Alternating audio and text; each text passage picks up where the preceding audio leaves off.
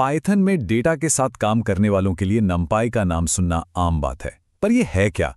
नमपाई यानी numerical Python. ये समझिए पाइथन की दुनिया में साइंटिफिक कंप्यूटिंग की रीढ़ की हड्डी है। आज हम इसी पावरफुल लाइब्रेरी की एकदम बेसिक बातें समझेंगे और ये भी देखेंगे कि आखिर ये लाखों करोड़ों कैलकुलेशंस सेकंडों में कैसे कर लेती है। तो चलिए शुरू करते हैं। देखिए, हम सबने पाइथन के नॉर्मल लिस्ट्स तो इस्तेमाल की ही हैं। उनकी सबसे अच्छी बात क्या है? उनका लचीलापन, मतलब उनमें कुछ भी डाल दो, इंटीजर्स, स्ट्रिंग्स, जो मन करे। लेकिन यहीं पर एक दिक्कत भी है। जब हजारों या लाखों नंबरों से डील करना हो ना, तो यही लचीलापन एक कमजोरी बन जाता है। हमारी लिस्ट धीमी हो जाती हैं और मेमोरी भी बहुत ज्यादा खाती हैं। और बड़े डेटा सेट के साथ काम करते वक्त ये सुस्ती, अरे ये तो बहुत बड़ी मुसीबत बन सकती है। कोड घंटों तक चलता रह सकता है। बस यहीं पर एंट्री होती है नमपाई अरेज की, जो बने ही हैं स्पीड और एफिशिएंसी के लिए। तो नमपाई का असली हीरो है कौन? वो है इसका कोर डेटा स्ट्रक्चर, जिसे हम कहते हैं एनडी अरे।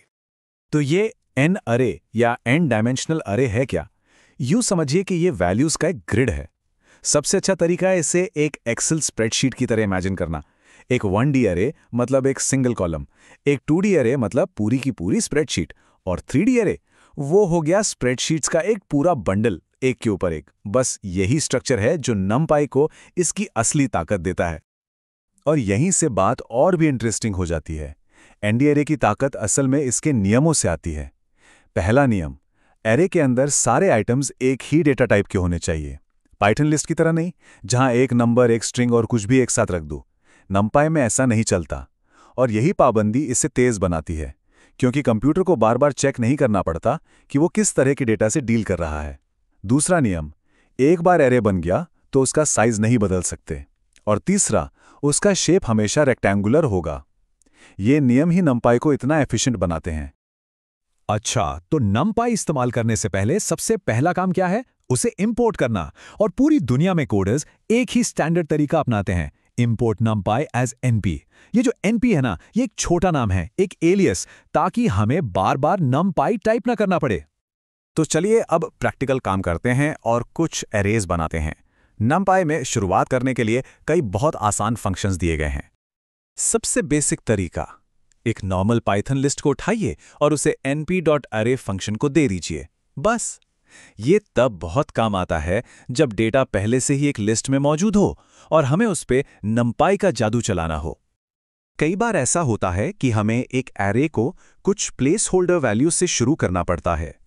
np0 बस यही काम करता है। सोचिए, एक डिजिटल इमेज बनानी है और शुरुआत करने के लिए एक काला कैनवस चाहिए। np0 हमें वो कैनवस एक झटके में दे देता है। जीरोस की तरह ही np.ones है, जो हमें वंस से भरा हुआ एरे देता है।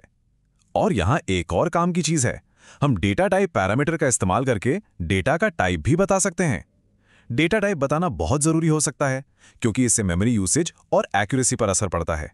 जैसे अगर हमें पता है कि हमारे नंबर्स कभी 255 से ज्यादा नहीं होंगे, तो हम मेमोरी बचाने के लिए एक छोटा इंटीजर टाइप इस्तेमाल कर सकते हैं। अब अगर एक फिक्स्ड रेंज में नंबर्स की सीरीज चाहिए, तो np.arrange हमारा सबसे अच्छा दोस्त है। ये बिल्कुल पाइथन के रेंज फंक्शन की तरह ही काम करता है।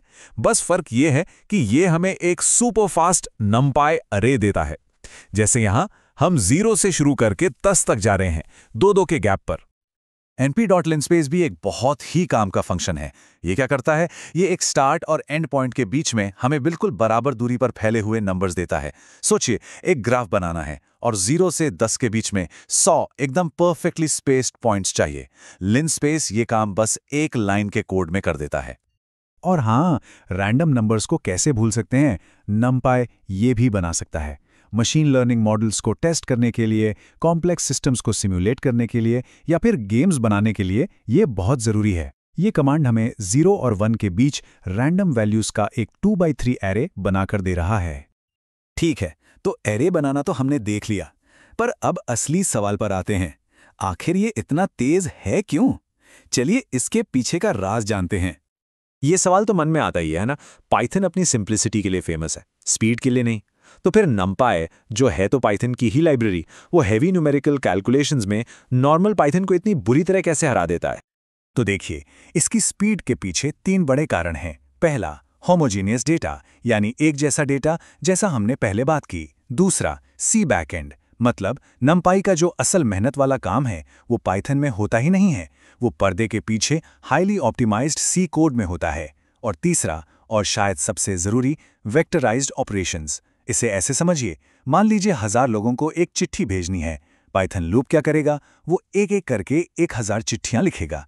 वहीं नमपाई का वेक्टराइज्ड ऑपरेशन एक फोटोकॉपियर की तरह है, जो एक ही बार में 1000 कॉपी निकाल देगा। जाहिर है ये बहुत बहुत तेज है। और यही वो जादू है जिसे वेक्टराइजेशन कहते हैं। नुम्पाई में यूनिवर्सल फंक्शंस होते हैं, जिन्हें हम शॉर्ट में यूफंक्स कहते हैं। जब हम array+5 जैसा कोई सिंपल सा कमांड लिखते हैं ना, तो पर्दे के पीछे असल में एक यूफंक्स चल रहा होता है। ये उस धीमे, बोरिंग पाइथन लूप को पूरी तरह से बाईपास करके सीधा तेज सी कोड के पास चला जाता है। चलिए अब थोड़ा जूम आउट करते हैं और देखते हैं कि ये सब बड़ी पिक्चर में कहाँ फिट होता है। ये बात कहने में कोई हर्ज नहीं है कि नमपाई पूरे साइंटिफिक पाइथन इकोसिस्टम की बुनियाद है। ये वो नींव का पत्थर है जिस पर डेटा साइंस की दुनिया का एक बड़ा हिस्सा खड़ा है। जरा उन सभी कमाल के टूल्स के बारे में सोचिए जो डेटा साइंस में रोज इस्तेमाल होते हैं।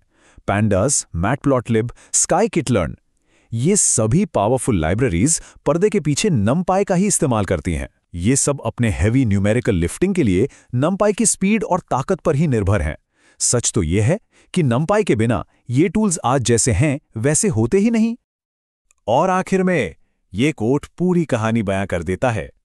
नमपाई की खूबसूरती सिर्फ इसकी स्पीड में नहीं है, इसकी असली खूबसूरती इस बात में है कि ये मुश्किल से मुश्किल मैथमेटिकल फॉर्मूलाज को कितने आसान और साफ सुथरे कोड में बदल देता है।